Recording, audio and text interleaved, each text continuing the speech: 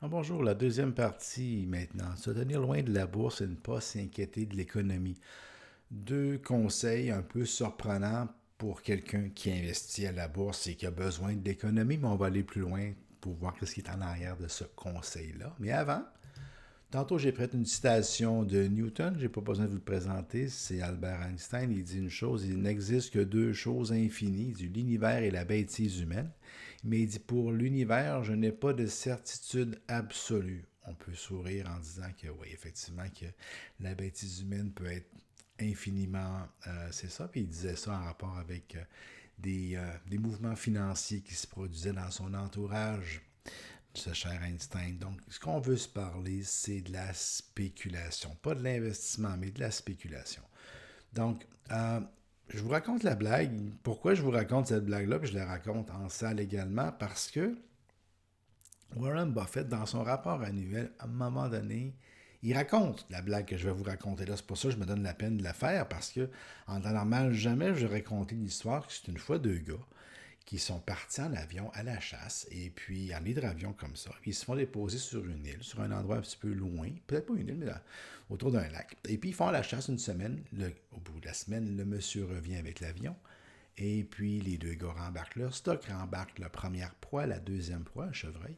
Et ils rembarquent ils disent, je voudrais embarquer un troisième chevreuil. C'était pas tout à fait légal, mais bon. Le pilote d'avion dit non, non, les gars, on n'a pas le droit. Écoute, ça va être trop difficile, l'avion, puis tout. Je peux pas. Non, deux chevreuils max, pas trois. Les gars disent ah ouais, envoyez dedans, envoyez dedans. Fait que chacun, il donne 500$ pour pouvoir embarquer le troisième chevreuil. Finalement, le pilote accepte, embarque le troisième chevreuil dans l'avion. Ils font le départ. Ils se reculent au bout du lac, met les gaz au fond, décolle, arrive au bout du lac. L'avion vient pas à peine, il n'est pas capable de lever assez, frappe la cime des arbres, l'avion, beding, bedang, ils se font pas mal, mais l'avion est une perte totale, les deux gars se retrouvent, toi, à l'envers, les pattes par-dessus, par-dessous, les chauds, les chevreuils, tout imperpillé. Puis un regarde l'autre, puis il dit, ouais, il dit à la même place que l'année passée. À chaque fois que je la raconte, on rit, mais ils sont donc bien niaiseux, tu sais. Mais pourquoi qu'on va rire? C'est parce que ils sont donc bien niaiseux, parce que à la même place l'année passée, donc tu fais la même chose, puis tu espères avoir un résultat différent. Et on dit ceux qui ne peuvent se rappeler le passé sont condamnés à le répéter. Et dans le cas de la spéculation, dans le cas de vouloir faire de l'argent rapidement, on le voit et revoit et revoit. Et avec les exemples, j'ai un exemple très, très, très récent, mais je vais aller reculer dans le loin, puis on va revenir aux exemples très récents, puis on va se comprendre à ce niveau-là. Un des exemples plus loin qu'on peut reculer, vous n'avez peut-être entendu parler dernièrement, mais c'est la tulipomanie, puisqu'on en parle à chaque fois qu'on parle de spéculation.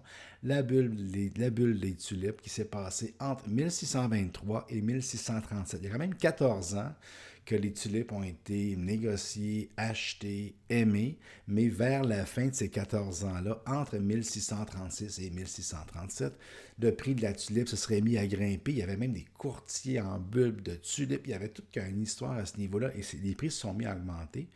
On pourrait dire artificiellement, il y avait beaucoup de demandes, beaucoup de hype autour de tout ça, aussi drôle que ça puisse paraître. Et il y a eu finalement un écrasement qui est arrivé par toutes sortes de circonstances qu'on pourrait imaginer. Mais le prix a monté en fou et descendu rapidement. Ça a fait mal, on s'en souvient, on l'a écrit. Puis c'est dans l'imaginaire l'histoire des bulbes de tulipes. Puis il y en a qui contestent si c'est arrivé, c'est pas arrivé, regarde. Ça reste dans l'imagination. Bulbe, je sais pas. Une chose qui est plus vraie, sur laquelle on peut mettre plus la main, c'est le South Sea Bubble, la bulle de la Compagnie des mers du Sud, dans laquelle Isaac Newton s'est fait prendre et il dit je peux calculer le mouvement des étoiles, mais pas la folie des hommes. Il revient un peu à ce qu'Einstein disait.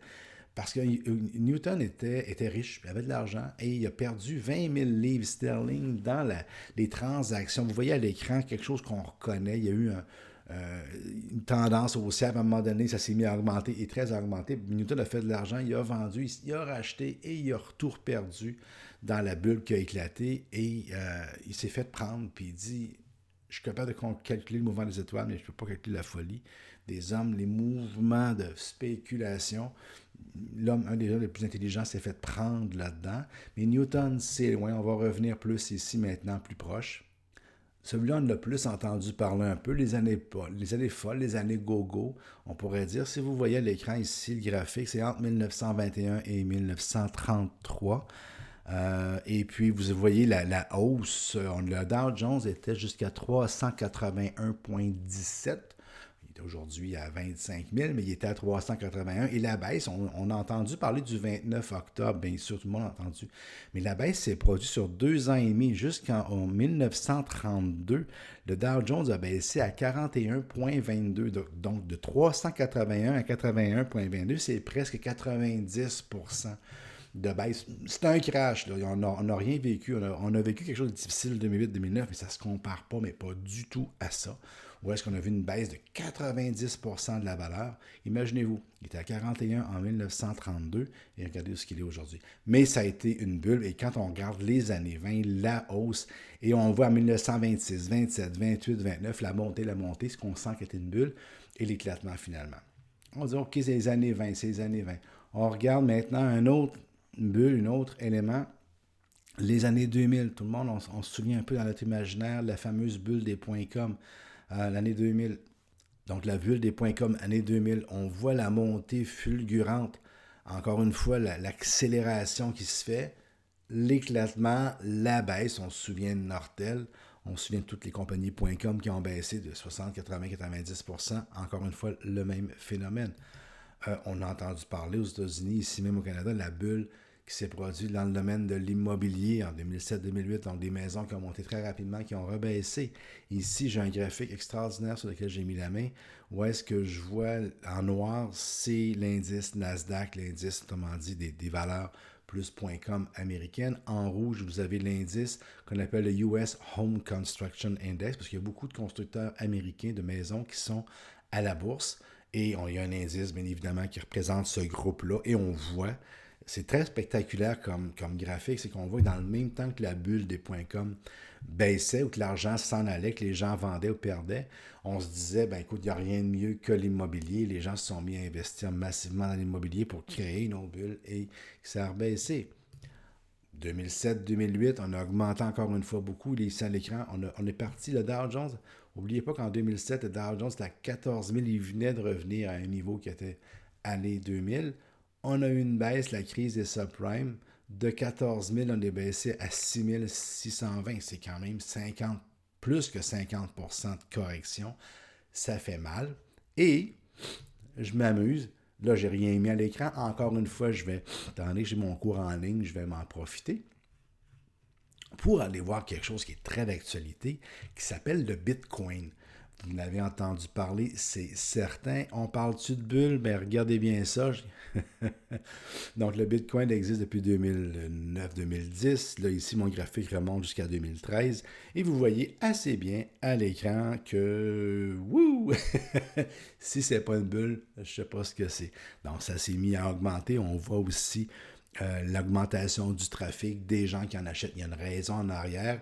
On pourra en débattre. J'ai un cours en tête à construire à ce niveau-là, mais si on reste sur le phénomène de la bulle, maintenant, on a un Bitcoin ou les crypto-monnaies, comme on les appelle en général, il y a un autre phénomène de bulle. Donc, les bulles, c'est de l'émotion, c'est des gens, il y en a eu, il y en a, il va en avoir, c'est humain.